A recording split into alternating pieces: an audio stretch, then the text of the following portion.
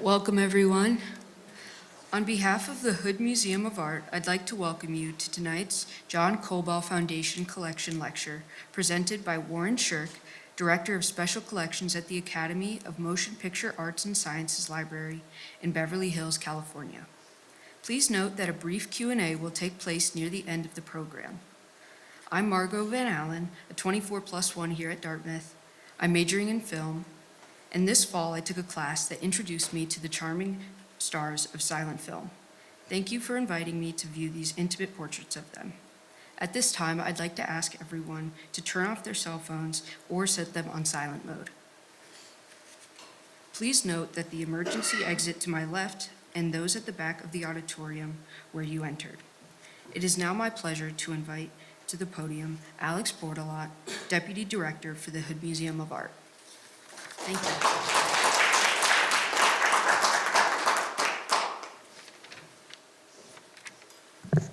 Hi, everyone. Hope you can hear me. First of all, welcome. Thanks for trudging your way through the slush to be here. You're brave souls, and we're happy that you're here. Thanks for the quick introduction. I am indeed Alex Bordelot, the Deputy Director here at the Hood. I want to do something that we always do when we gather here at the Hood, which is to acknowledge the history of the land upon which we stand, and it's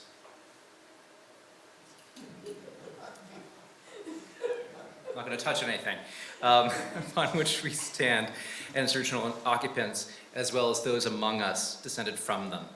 The Hood Museum of Art at Dartmouth is situated upon the ancestral and unceded lands of the Abenaki people. This acknowledgement reminds us of the significance of place, the continued existence of Indigenous people, and the museum's and Dartmouth's commitment to building respectful relationships with those who call these lands home today. We say these words knowing they are meaningful only when they are reflected in our actions.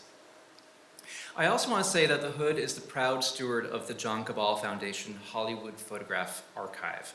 It's a collection of over 6,000 photographic prints, as well as other media, that together constitute a truly amazing resource for the study of cinematic history in this country.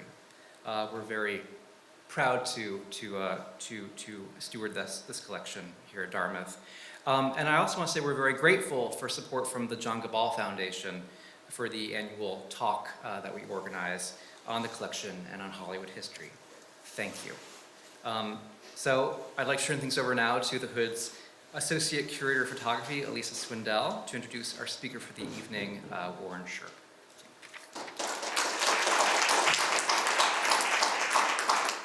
Hello, and thank you for joining us this evening for John Kobal and the Hollywood Collector's Frame of Mind. That's going to be presented to us by Warren Sherk. As Director of Special Collections at the Academy of Motion Pictures Arts and Sciences Library in Beverly Hills, he oversees the processing of archival collections for research use. He had a part-time work-study position as a library assistant in 1984 that turned into a 40-year career in the Special Collections Department. So, a little inspiration for all of our interns out there. He is presented at the Film Librarians Conference in Los Angeles, was keynote speaker for the first conference of Chinese film and television history in China, has been a guest speaker at the Academy Museum, Chapman College, UCLA, and the University of Arizona. His publications include The Films of Mack Sennett and Film and Television Music, a guide to books, articles, and composer interviews. Please join me in welcoming Warren Sherk.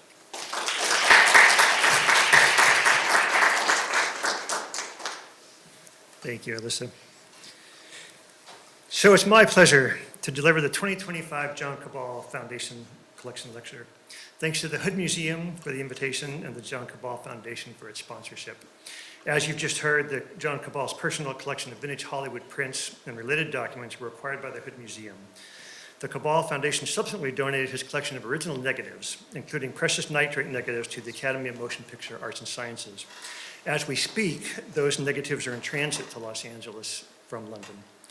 And there are more connections. The collection of inaugural Kobal lecturer Kevin Brownlow is housed at the Academy, and last year's lecturer Patrick Keating is an Academy Film Scholar. Brownlow's talk focused on Kobal's biography work and his personal relationship and connections. Patrick Keating's discussed portrait photography and lighting. Today's lecture will examine the collecting side of film memorabilia. John Kobal and the Hollywood collector's frame of mind. As viewed through the Academy collection, this lecture will focus on collectors and collecting, starting with the window into John Kobal's frame of mind through his personal letters, followed by a visual tour celebrating the collectors and collections on subjects ranging from pre-cinema history and devices to Westerns and American movie theaters. Finally, the lecture will close with select items related to Dartmouth College graduates and the Dartmouth Film Society. Who was John Kobal? John Kobal is hard to place in a box. Was he a writer, a historian, a critic, an archivist, all of those? My favorite from a 1992 interview magazine, John Kobal was an impassioned celebrator of the golden age of Hollywood. Those who knew him personally say the following. Simon Crocker, Chair Emeritus of the Kobal Foundation, notes Kobal's incredible eye, and Brownlow refers to Kobal's collecting acumen as tenacious. To Robert Dance, co-author with Crocker of The Fabulous Faces, Kobal was a polymathic film historian. Polymathic from the Greek, having learned much, means having a wide range of knowledge and skills across many different subjects. That knowledge was evidenced in books, lectures, and through the Kobal collection activities, and for participating in film-related events, particularly film festivals. Here you see us introducing Joseph Mankiewicz at the Venice Film Festival. John Kobal's lifelong exception to collect Hollywood portraiture serves as a springboard for this lecture to examine the who, what, and why of individual collectors of film history. His interest in Hollywood portrait photography was ahead of the times. It was overlooked by the film industry for which it was created. Through Kobal's books and exhibitions at MoMA in New York, the V&A in London, Blackman LA, and museums and galleries in Berlin, Chicago, and Paris, the work of portrait photographers was rediscovered. The book seen here includes works by Ruth Harriet Louise, George Hurrell, and Clarence Sinclair Bull. As Robert Dance points out, these iconic images, these photographs, are often more familiar than the films that they came from. Simon Crocker said, quote, Kobal's museum exhibitions and books were key to raising the profile and reputation of Hollywood photographers. With his pioneering efforts, their work was no longer regarded as simply memorabilia, but reappraised as part of the history of 20th century portrait photography and art. Today, a print of Cary Grant, gifted by the Kobal collection, adorns the walls of the National Portrait Gallery in London that I observed during my visit this past December. And from London to Los Angeles, the Kobal Foundation book, Fabulous Faces, the classic Hollywood co-authored by Simon Crocker and Robert Dance with the Kobal Foundation, was published in 2024. Seen here was an Academy Museum hosting of the book signing in Los Angeles. The Academy Collection was launched in December as the world's largest film-related collection. It contains more than 52 million items, including animation art, books, costumes, films, photographs, posters, production records, props, scripts, sound recordings, and more. Items span from cinema's prehistory to the present and include one-of-a-kind pieces only available thanks to the Academy's global acquisition, preservation, and conservation efforts. A core part of the Academy collection, the Academy Library, also known as the Margaret Herrick Library, is one of the world's preeminent research facilities dedicated to preserving the art form and industry of motion pictures.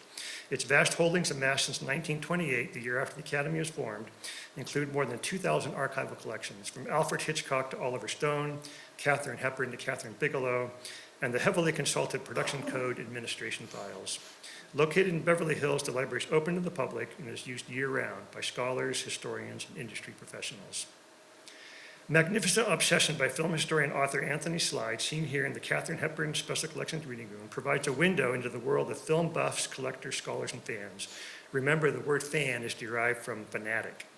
Collectors of film memorabilia range from hobbyists to professionals. Film buffs from across the country have formed fan clubs and collections based on stars and stardom.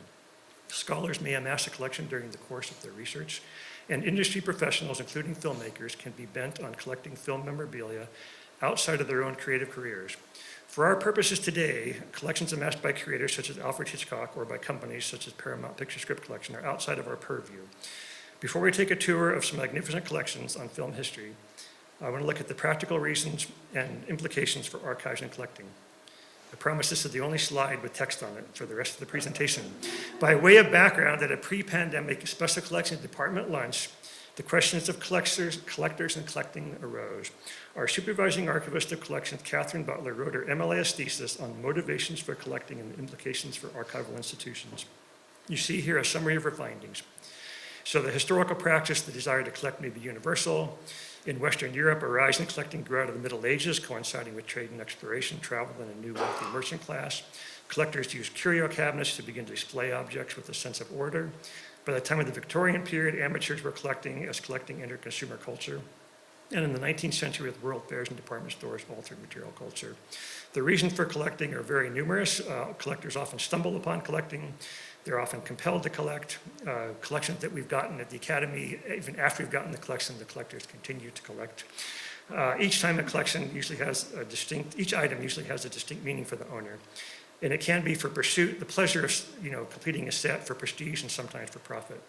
The implication for archives are great. The person who amassed the object into a collection is often motivated to donate it to a museum or archive to be retained as a collection. And private collectors remain an important source for museums and archives. So the David Caracchietti papers include lively correspondence shared for 20 years, from 1971 to 1991, 130 typed letters, both incoming originals from Kobal and carbon copies of letters sent by Caracchietti, centering around their shared interest in collecting and their various projects, books, exhibitions, and lectures. David Caracchietti was a collector who worked in the film industry as a costume designer and at one time archiving for producers Saul Lesser and RKO Studios.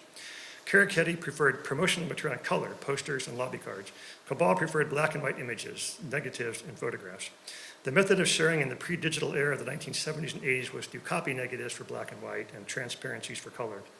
Of transparency, Kobal declares, "I'm really not interested in color transparencies that are so flat they lose all value as photographs. And regarding the color you sent," he's writing to David, "please don't waste postage on stuff like that, as it's no good to man or collector." Gleaned from the Kobal letters, Kobal describes his life as hectic. He's constantly collecting and sharing images through selling, trading, borrowing, and pressure with never-ending book deadlines. He's always seeking, "David, can you get me some stills from French films?" He's always offering, "I put aside 5 garbos for you and some other things." On his movie-going habits, 7 movies a day at the Cannes Film Festival in 1971. His opinion on films, "Airport was a dog, but Earthquake was a lot of fun." And in the excerpt you see at the right, "Away from the needs of my hungry hobby, and God knows for all my complaining about it, I do love my stills and magazines, but more as a hobby than a living," and I hope you can understand that. The Kobal collection first appears on letterheads in 1974. The move from collecting to supplying images brought a shift in Kobal's collecting scope. "I'm forever discovering that things I never thought worth collecting as a collector are now necessary to me as a library," so things like 1950s films.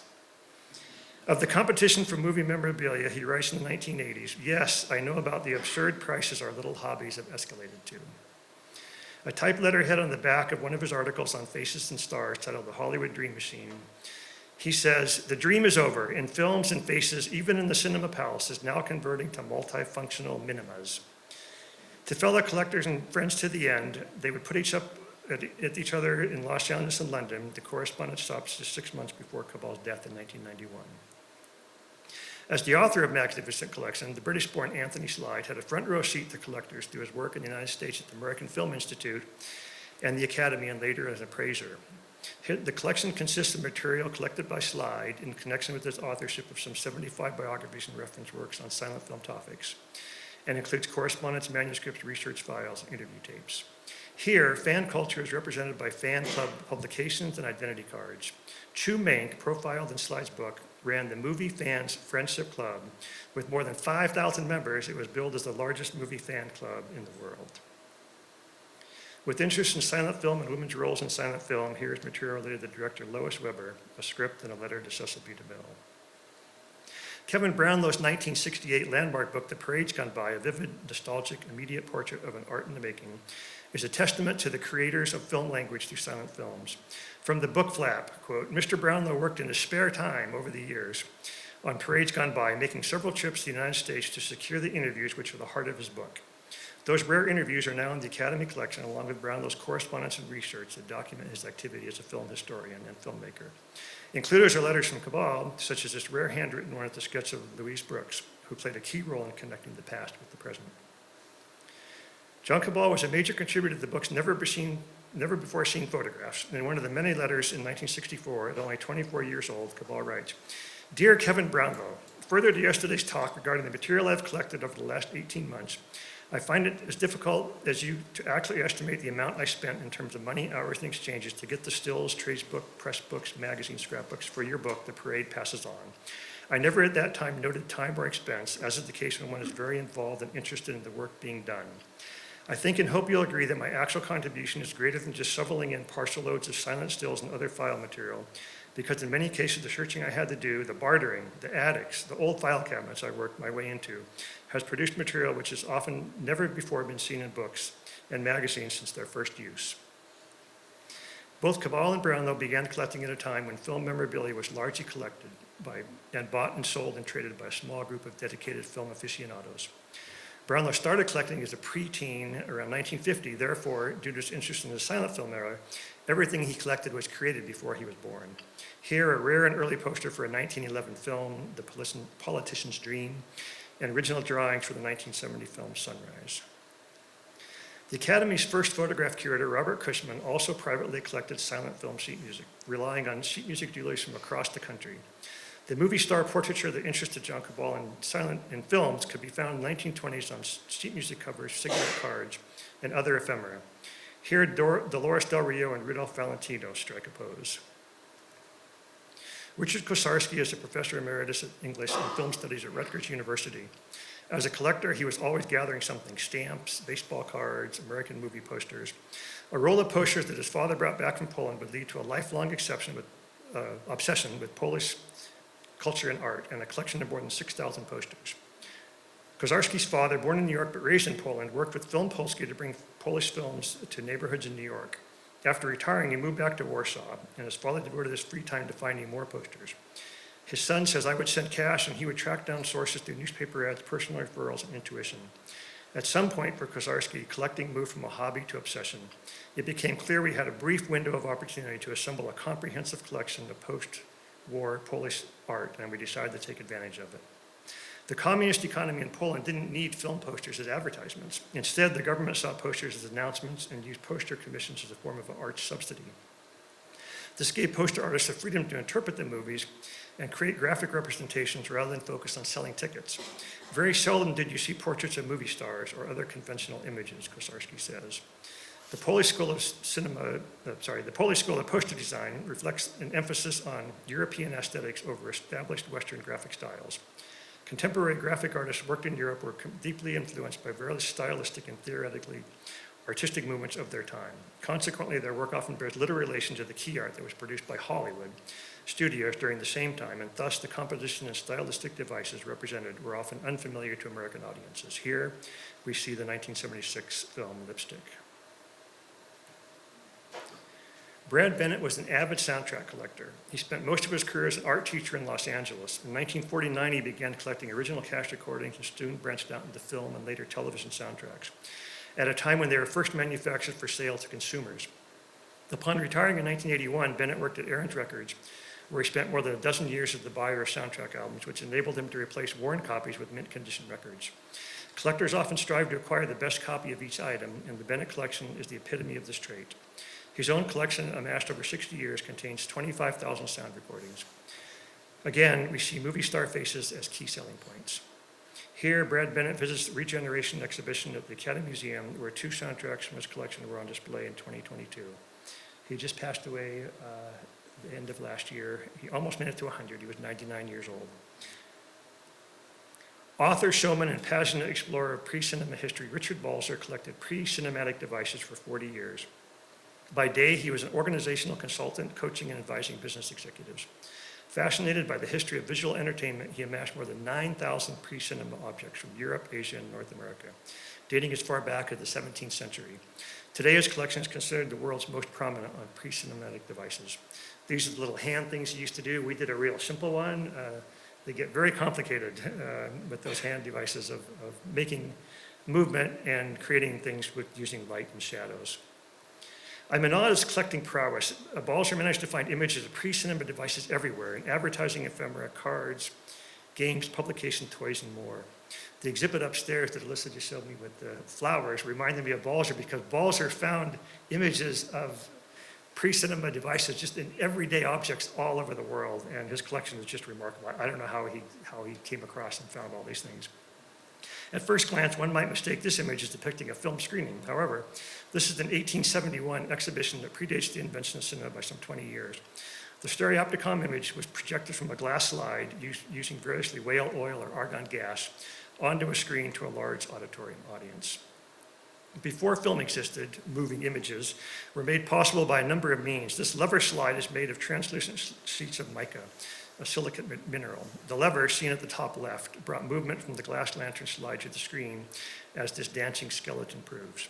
In addition to movement, slides could create dissolves and other optical effects. Balzer amassed a large number of broadsides, advertisements, even tickets for magic lantern programs, illustrated lectures, and other often elaborate pre-cinema entertainments. For a day in London, a powerful optical lantern brought colorful photographs on glass slides to audiences. Balzer stored his findings in a carriage house seen here on his property in Greater Boston, where he provided guests with live demonstrations of his showmanship and optical trickery. Academy Museum Senior Exhibitions Curator Jessica Nebel was the driving force in acquiring his comprehensive collection. And I just learned this morning, she told me her first exhibition ever was based on Kobal's glamour photography collection. She came to us from Germany, to the museum. In mid-1970s, In the mid-1970s, Balzer met a collector at an antique fair in the United Kingdom. He caught the collecting bug and bought in bulk, acquiring entire collections from auction houses or individuals and setting up a payment plan, then selling off the pieces he didn't want and applying those proceeds to his original purchase, often making money in the process. This hand-colored viewed optique from 1780 depicts people, horses, and carriages in front of the Milan Cathedral. When placed in front of a light source, the windows of the building are illuminated to create a night scene and the walls become light. A fellow collector recalls the wonderful conversations about the excitement of the chase and about the way one dealt with dealers and the way one dealt with other collectors in museums, the whole culture of collecting. Quote, I think the thing that amazed me the most about his collection, beyond the scope and his knowledgeable identification of what he had, was the preciousness of the things he had. We're not talking precious in terms of market value, but in terms of sheer survival. That's Marjorie Cohn, the curator emerita of the Prince at the Fogg Art Museum and former head of Harvard Art Museums, alluding to the figurines, games, and devices that are hundreds of years old. Let's say goodnight to the Balzer collection and move on to Westerns. In 1983, Johannes Barflo, a Danish photographer, a Danish photograph archivist, traveled the Pennsylvania birthplace of cowboy actor Tom Mix with some 10,000 other enthusiasts for the annual King of the Cowboys Festival. In fact, Barflo makes an appearance in the book Character Studies, Encounters with the Curiously Obsessed, that devotes an entire chapter to Tom Mix devotees. Barflo tells the author Mark Singer he admires Mix as, quote, the best ambassador America has ever had. Tom Mix was wildly popular, seen here in a newspaper ad for Dick Turpin, and is seen still doing his own stunts for Catch My Smoke in 1922. At one time, Westerns were one of the most prolific and popular of film genres. Why would a Danish photograph archivist decide to amass one of the largest collections devoted to American Westerns of the silent era, and those less publicized second features of the studio era known as B-Westerns, with singing cowboys in the American West? Low-budget B-Westerns and Western serials were aimed at younger audiences, and they captured Barflo's imagination as a young boy, being so different from his life in Denmark. Then, like most collectors, he started looking for photos of his favorites. Then he branched out into other material about the genre. He started collecting at the age of 8, around the time this 1936 lobby card from the Singing Cowboy would have been issued.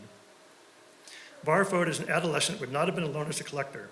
Children may collect autographs, books, coins, comic book stamps, and travel souvenirs. Entering adulthood, adolescent collecting habits often wane. Historically, adult collectors have been largely male, however, gender socialization may change that. The allure of the mythical West, or at least the filmic representation of it, captivated Barflo and many others. Like many collectors, he would sell duplicate posters and photographs as a vendor at events such as the Mix Festival. Here we see scenes from Riders of Death Valley in 1932. The missing corners and pinholes in these photographs are evidence of prior use as collectibles of these images by fans. Because many scene stills are posed during pauses in filming action shots, including stunts, they tend to be rare and thus highly collectible. We had earlier this week the nominated sound person for Wicked, Simon Hayes, came on a tour of the library, and we have a huge blow-up Wizard of Oz photograph on the wall of our photograph department.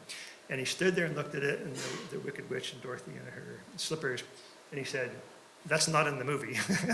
And that's common with scene stills. People don't realize it, but so many scene stills were posed, even going back to the days of Max Sennett. They're often posed between filming, so the shots you see just aren't the same. You see the same things, but it's not actual that is not actually in the movie, because they often have to turn them, they're often facing this way and they got to turn them. Anyways, there's reasons for it. Similarly, researchers are often seeking behind-the-scenes pictures, such as this one. You see Tom Mix and everything in the background from light reflectors to the on-set medic are visible on the off-camera still. In the inset photograph, that's Barfo wearing a cowboy hat in the den of his home in Denmark, surrounded by items from his collection.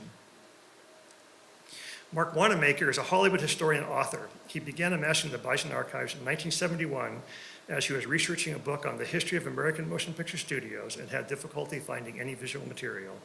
His company was named in tribute to the Bison Company, which is an early American motion picture studio formed in 1909 that produced westerns featuring Native American casts. His collection now informs his historical research as a consultant and technical advisor for feature films and documentaries. Whereas Kobal specialized in portraiture and branched out into scene stills, Wanamaker collected the gamut, any image related to films and film production. Seen here are some nearly 3,000 images you can see online in the Academy collection. Whereas Wanamaker collected images from films and related to Hollywood history, this next collector collected items related to a single film. The Joe Peacock collection of Akira production materials comprised of animation cells, drawings, backgrounds, color models, and ephemera for the 1988 anime film Akira, based on a biweekly serial in Young magazine beginning in 1982. Joe Peacock is a writer, web developer, and collector. He began collecting materials related to Akira in the early 1990s after Streamline Pictures released the film on home video. Streamline included an original animation cell with each copy of the video they sold. That cell, with his copy of the VHS tape, became the first piece in what eventually became the world's largest private collection of Akira animation artworks. As his collection grew, Peacock collaborated with the Toonseum curator John Wasp to mount an exhibition entitled Art of Akira. The exhibition opened in 2010 and traveled around the world for the next decade before it was donated to the Academy. Collectors may have differing objectives, methodologies, and uses for the collection. Myrtle Lucille Pine Carr was a college professor who taught fine and commercial art at Lamar State University in Beaumont, Texas. She collected for utilitarian purposes. Her collection of costume design drawings contains drawings supplied by childhood friend, costume designer Leah Rhodes, for use in the classroom. Rhodes provided their own drawings and also secured drawings from colleagues Edith Head, Renee Hubert, Charles Lambert, Helen Rose, and others. Here is a 1953 sketch for Audrey Hepburn's character in Sabrina, as designed by Edith Head. Should we consider clippings as being a collectible? While lacking monetary value, the informational value is priceless. Consider this: collectors curate, combine, and juxtapose the things they acquire, and a new entity is born, the collection. Audrey Chamberlain's collection consists of 45 volumes that hold clippings from motion picture fan magazines, including reviews and miscellaneous pictorial material from 1919 to 1932 for 3,000 films. The exhibition of one film included was so rare that the entry in the American Film Institute catalog relied on Chamberlain's clippings for its documentation. In 1911, Mabel Audrey Richards and Alexander Chamberlain were married in Oakland. Throughout their marriage, Alexander owned and managed movie theaters, and Audrey clipped and pasted mostly visual material from films, we assume shown at the theaters owned by her husband, into scrapbooks. Here on display at the Amon Carter Museum exhibit last year is one of those volumes.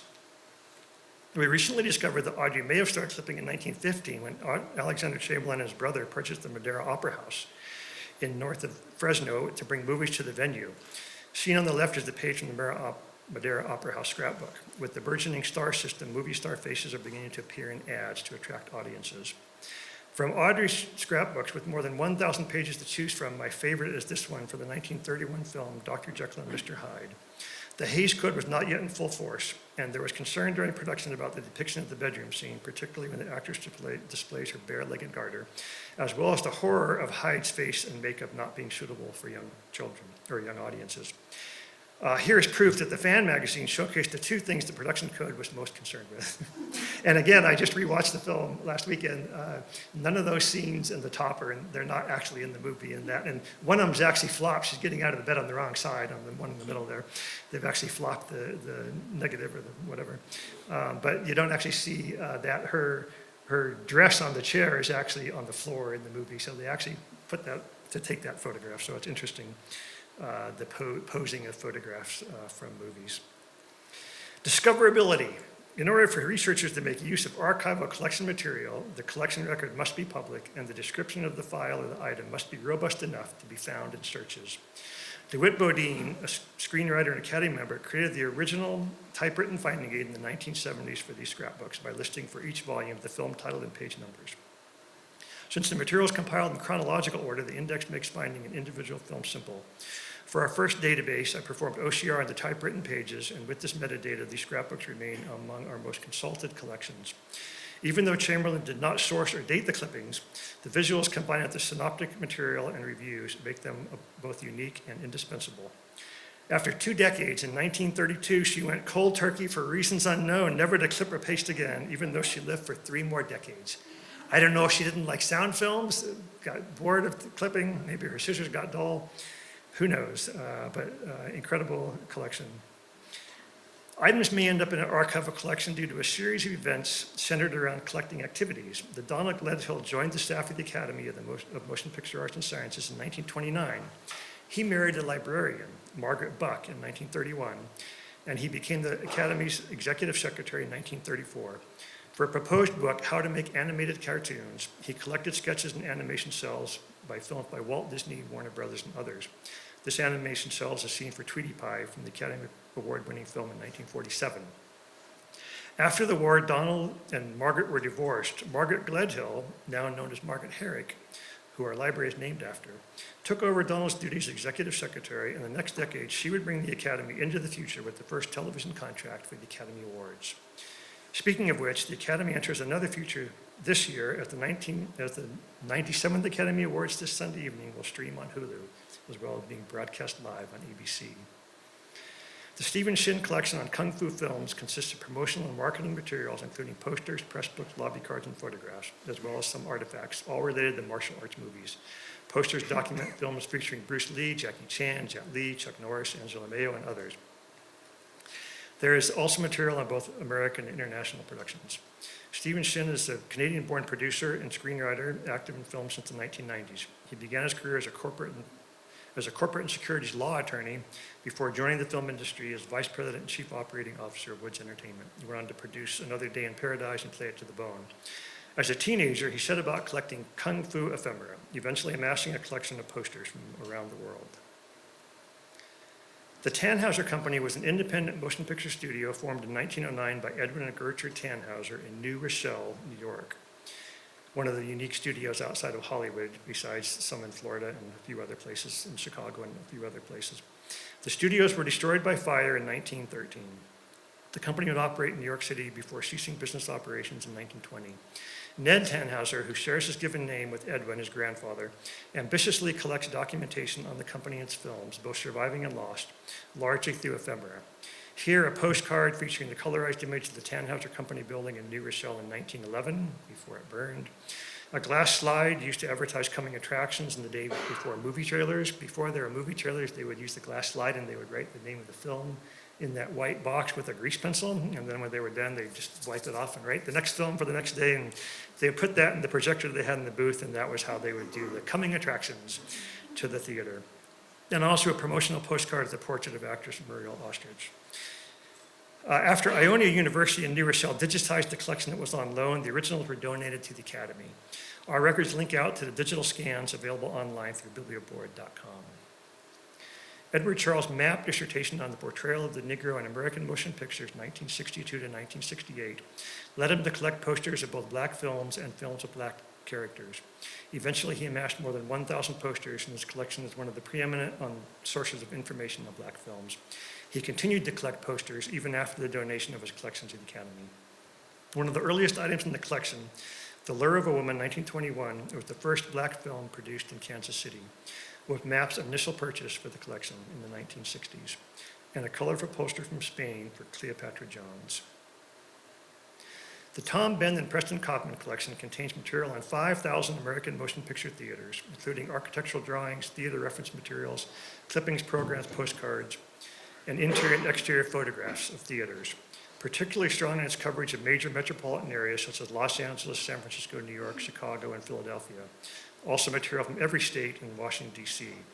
Accumulated by Tom Benn from the 1940s onward, since 1972, the collection was expanded and maintained by Kaufman, who made arrangements for its transfer to the library prior to his death in 1998.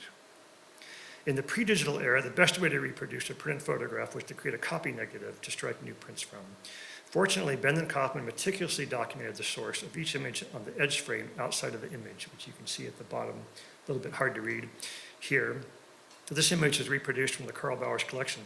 Thus, the Ben and Kaufman collection functions as a collection of collections, and this ephemeral image can help researchers understand the ballyhoo and extent to which theater owners went to attract an audience.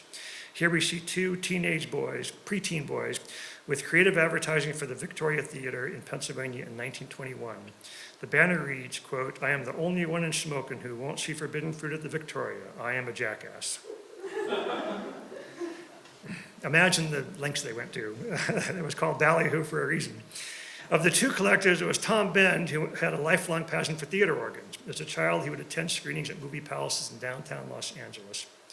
He first worked as a file clerk for the Los Angeles Examiner, and then he spent his years as a salesman for the West Coast Banana Distributors of Los Angeles. From 62 to 84, he published The Console, a monthly magazine that reported on theater organ news and events. In 1979, he established Showcase Publication with his partner Preston Kaufman and published Kaufman's book, Fox, The Last Word, the story of the world's finest theater, as well as the Encyclopedia of the American Theater Organ. Here we see Gretchen Martell, an organist of the Lois Theater in Topenish, Washington in the 1920s. With the coming of sound, by the end of the decade, the musical accompaniment by organists such as Gretchen was no longer needed.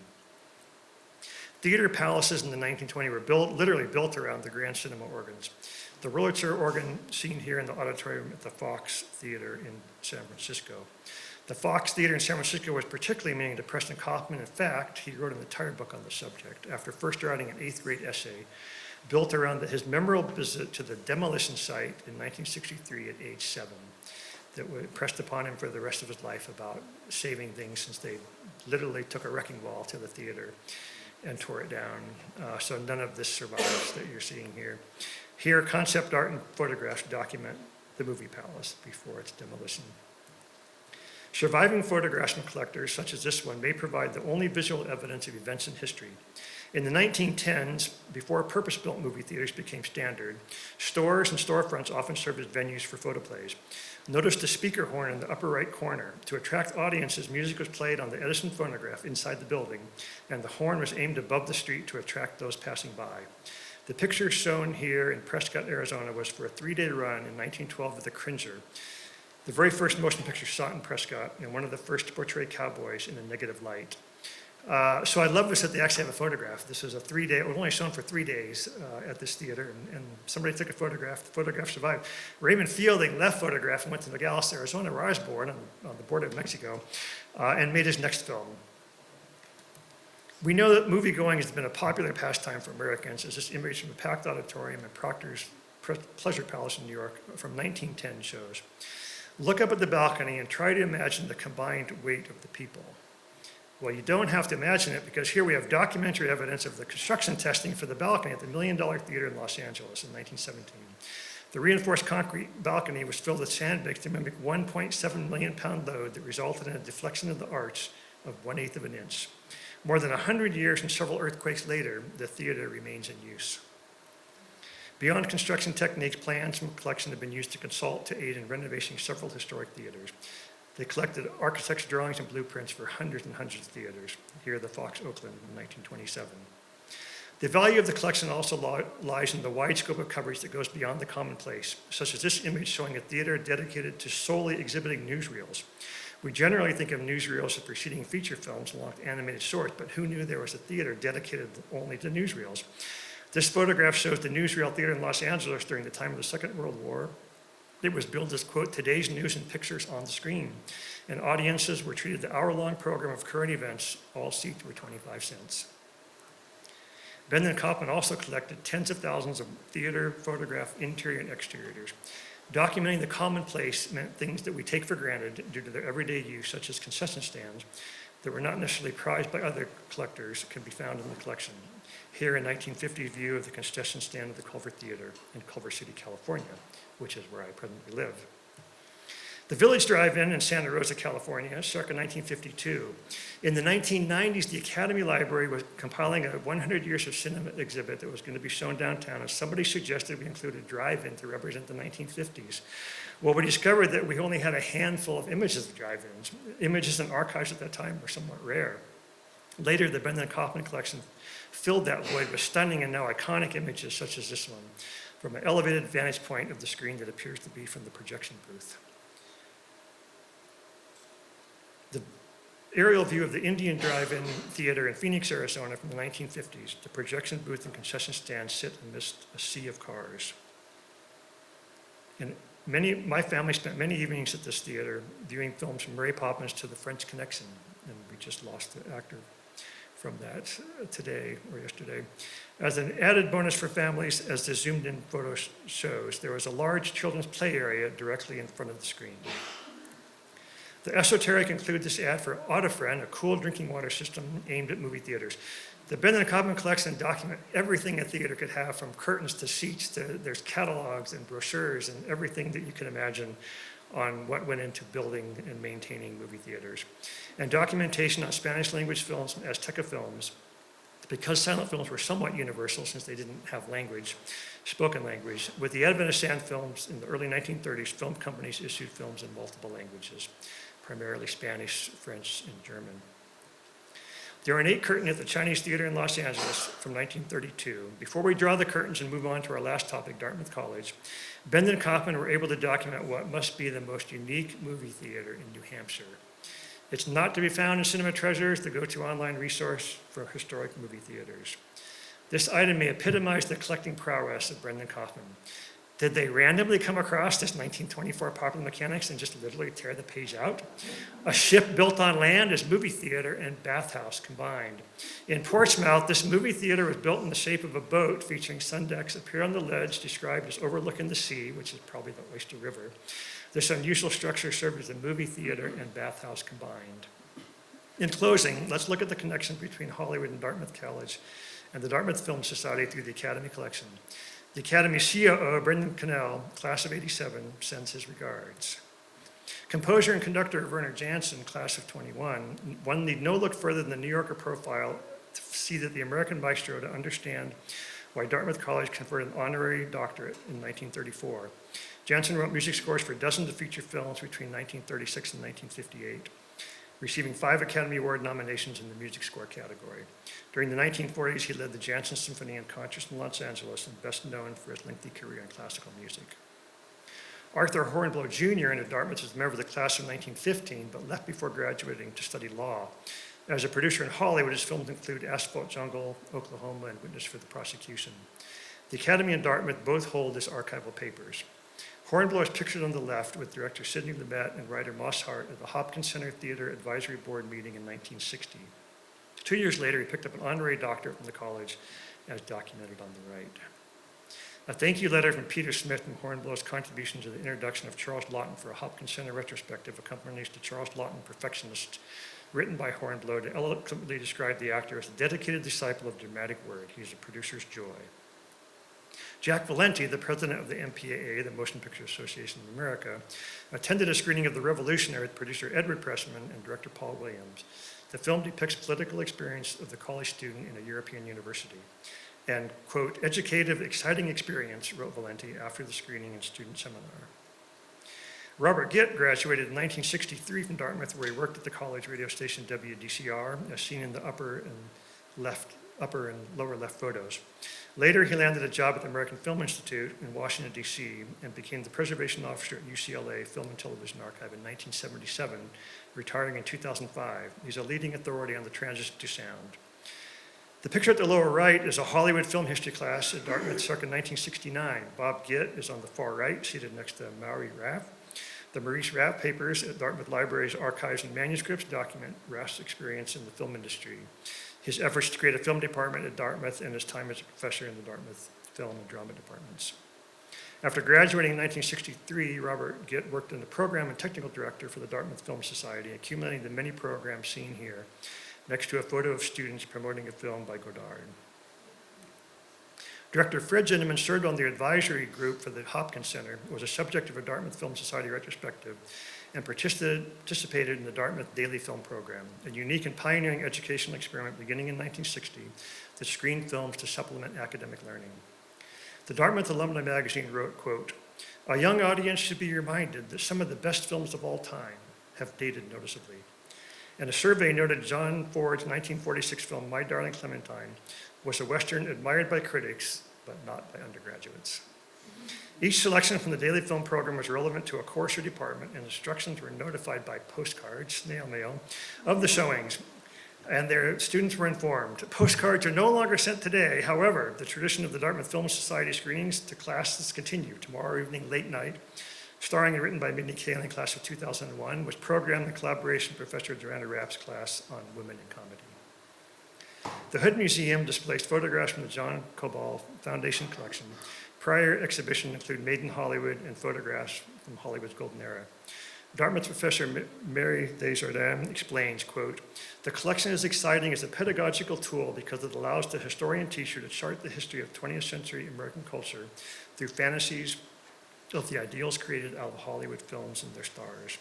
And I got a great tour before this from Alyssa, showing the Hood Museum as being the great collecting museum, but also teaching museum. That's just incredible. You're very fortunate. In closing, here's a portrait photograph of Louise Brooks from the John Kobal collection as published in the Parades Gone By. We'll give the final words to John Kobal, written to Kevin Brownlow. "The worth of a lot of my work isn't so much in what I have found in total, but if you think back and the encouragement, certainly the pleasure you got out of the small, continuous acquisitions at the beginning, when I first brought a lot of stuff, the time from the silent film portraits were of interest because you had a few of them then." In closing, I hope you've enjoyed this presentation. Thanks to Sharon Reed, Alyssa, and Mark Williams for the hospitality. May the topic of John Kobal and the Hollywood collector's frame of mind spur more thought on the collectors and their importance to museum and archives. Please check out the Academy collection online. If you're unable to visit the library in person, contact our reference department. The library regularly assists researchers from around the world, both on and off-site. Thank you.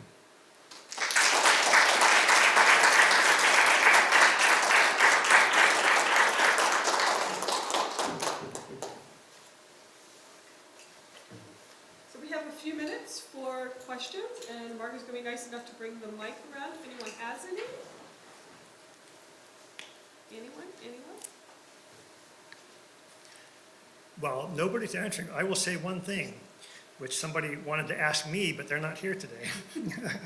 I was talking about this lecture, and they said, "Warren, do you collect anything?" And they said, "I have to tell you what I collect and come clean." So I collect hotel soap. And I have I believe, one of the largest collections of travel soap in the world, including this Hanover Inn at Dartmouth College. Hotel soap is never dated, but I have so many thousands of pieces of hotel soap that I'm very good at dating it, and this is probably from the mid-1930s, from the hotel next door there. Cynthia McFadden, the journalist, TV journalist, was at the library, and I was telling her about this lecture, and she was asking me all these questions, and she made it a lot better because she's a journalist, and she kept asking, "Well, why did they collect it? How did they collect it?" So I added a lot more information based on that, and she wanted me to come clean about my soap collection. So there you go. I hope you get a new one while you're here.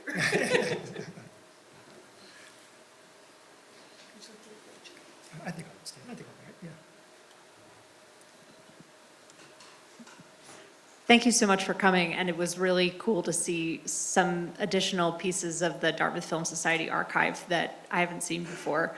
I'm the head of film and media at the HOP and oversee the Film Society today, and we're celebrating our 75th anniversary this year, so very exciting. My question is about what collecting looks like today related to film exhibitions, since so much of the material now is all digital and I'd say transient. And for the collectors who were doing this work around the classic age of Hollywood, how does that work continue now that everything has moved more to a digital platform? That is a great question. There's kind of a double answer to it. First of all, collecting in archives always has a lag time, or tends to have a lag time, because it often comes from the States, it comes from people at their end of their lives. Working people don't always want to give you their collections. People working in the industry while they're living, because they're still maybe using the collection. So a lot of our collections come, we're like 30 or 40 years, so the digital part is much smaller than what I would have thought. 10 years ago, and we prepared for digital, and we went overboard and, to be prepared to accept digital. We don't have as much digital coming in on the archival side as we do on things that are just totally digital now, which are posters, screenplays, all advertising and publicity, like it's all totally digital. So that is totally coming in digital. We bring in things as part of the Academy Award process for costume design. They put together portfolios, hair and makeup portfolios, to the committees that go through the nomination process. And they sign that they donate those to the library, the only place in the world you can see these. So we have them going back about 20 years. They were all physical 20 years ago. They're all totally digital now, and we get them digitally. So we are prepared to take things digitally. We do take things digitally. But it's not, I thought we'd be overwhelmed by now with digital things. And to the people creating, even people working in Hollywood now, we're starting to get where they started their career, like costume designers, drawing on, things, and now they're just doing it on the computer, so they have a hybrid things. But we do we have to collect the digital things now and make them available as we can. We just signed a contract with flippingbook.com so that we can have things as PDFs to display that make those things that are digital, available. So great question.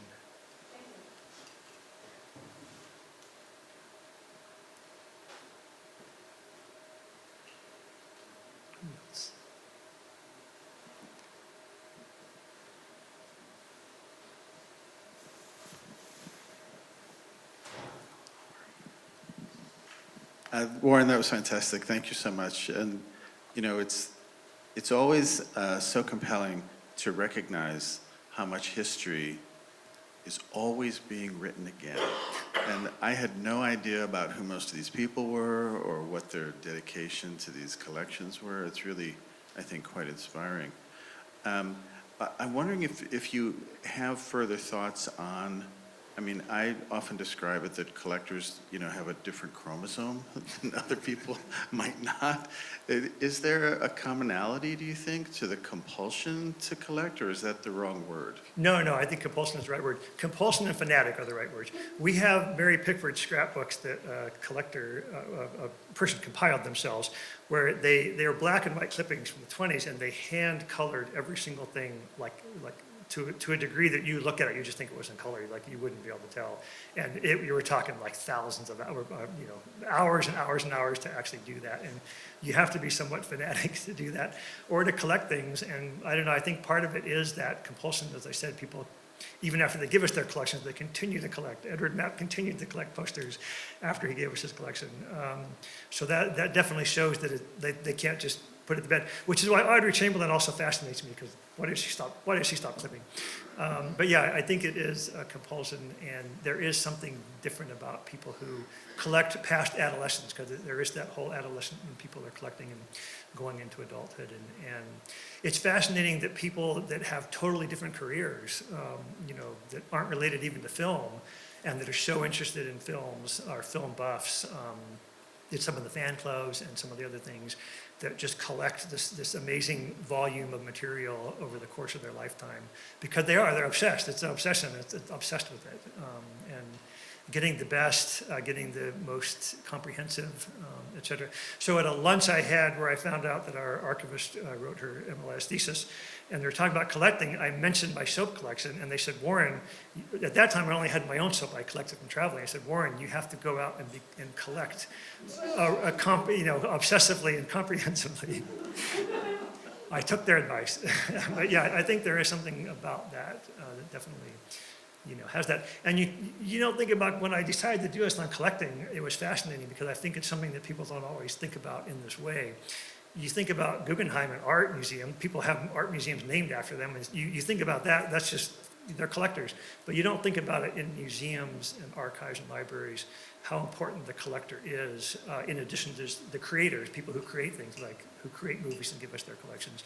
But it's also the collectors who they spend all that time and money and effort to do what would cost us or anybody else, immense amounts, and almost impossible in a way, to do that if you were just trying to do that. So it's doubly beneficial to everyone. And I have one follow-up. I know that you represent like one extraordinary part of the Academy, and the archive is a different part of the Academy. But motion picture history in many ways owes its longevity to collectors. Could you talk about that? Because it's kind of a different kettle of fish, and it oftentimes runs into issues about copyright and things like that. Yeah. Also a great question. And so we have a film archive, we have a museum, we have a library, all funded by you watching the Oscars next Sunday night. The money from the broadcast rights for international, domestic, and maybe now from streaming, pay completely for the museum film archive. It pays for all the activity, all the educational, oral histories, everything the Academy does is paid for from that, the broadcast rights to the Academy Awards, the benefiting the public. So the film, you're right, the films are interesting because they're often used in teaching. And the early collectors like David Shepard and people like that had their own film collections and probably got hired by UCLA and colleges because they had their own film collection. And the college didn't have to then go and try to get the films because the person that they hired to do the lectures brought the films with them. And that wasn't uncommon, I think, probably in the 1960s and 70s. Where it was out of necessity in some ways to do that. So there's that. And then, what was the other thing I was going to say? Just trying to get the resources to do that in the classroom is a barrier. And it's always been a barrier because of copyright, because of other things, because of just, if you want to show prints and just getting the prints, mailed, shipped, whatever, in former days, to the university and colleges, and all the effort and time and expense that went toward that effort. Thinking the Dartmouth Film Society in the 1960s, they were having to get the prints from around the country and around the world to show films, and that was an immense effort, even to just do that on that scale. So it is, but it is also important to think about how those also inform each other, the actual films and the things that go with them, papers and ephemeral items, interviews, oral histories, which the Academy also has an oral history program. And in Academy collection now online, for the first time you can search across all of our collections. So, and in fact, most things go from the works on down. So if you're looking for the French Connection, you see the work and then you can just see the prints we have of the film, you can see the files we have in special collections, you can see the scripts, you can see the court collection, clipping files, you can just see everything we have and then go further in what you're looking for. So there's a connectivity that about 10 years ago, our CEO said, why can't we just be like Google and have somebody search and find everything? It's like, well, Google has a lot of money and a lot of people that work for them. We have a very small staff. So anyway, that. And speaking of Google, of course, I'm probably preaching to the converted here, but you already know that when you do a Google search, of course, you don't find everything that's in archives because there's so many things that are in databases that are either behind paywalls or in databases, proprietary databases that you just can't find without actually going to that database and searching. So there's that also of what I brought about discoverability. People, I always wish some people at the Library of Congress, and they brought up this whole discoverability. If people don't know you have it, they can't discover you have it, then, there's nothing, right? So, and how do you do that? How do you make it the most discoverable in ways to do that? And now it's possible with the internet, but there's also challenges with copyright and other things with that.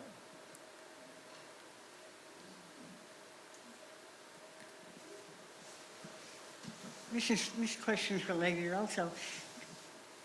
Is there an index of all the different collections at the Academy? There is. With the Academy collection, we have more than 2,000 archival collections. We flipped the script about 5 years ago. Before, everything we created was not public. If we created anything, a cataloger created the collection record, it was all restricted and not public. With our new cataloging system, as soon as somebody creates a collection record, Oliver Stone papers, we've got Oliver Stone collection, as soon as they create the Oliver Stone paper, they hit save and it actually goes online in about 5 minutes. So 5 minutes after we create that, and we create it as soon as it comes in the door. So people know we have the Oliver Stone papers. The thing about that is then people say, can I come see the Oliver Stone papers? And we do what we call cataloging on demand. There are about 300 linear feet in that collection. If somebody the documentary film company came to us making a documentary in France and said, we're interested in this, this, and this, We go to the collection and we process those boxes that have that material in it, and we make it available to them in the library in order to kind of break down the barrier of this collection being somewhere and then, not being used. So if you go on to Academy Collection, the best thing to do is just type Hitchcock, type something really simple.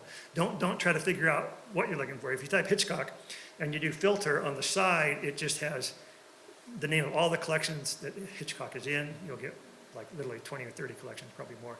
You'll get the Alfred Hitchcock papers, and you can just click on any one of those and bring up everything. It's an amazing resource, and I'm amazed when I used it at how many things that we have. We're constantly doing tours. We do tours. The library's closed on Wednesday. We do tours for Academy members, for staff, for industry people, all kinds of things, people, students and interns. And those tours, by going in, we always ask what their favorite films are, and then we just punch in the film in there and literally just go, and we can find the stuff literally in a very short amount of time and bring out their favorite films to show things that we have on those collections.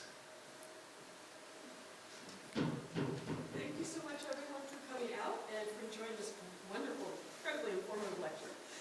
So our next lecture, I think next we have Manta. So we have another one in about a month.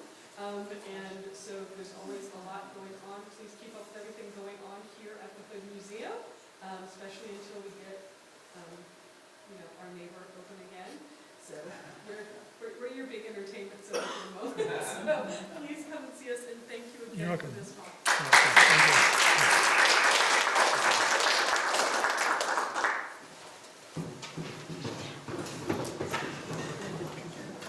Yeah, what do you know?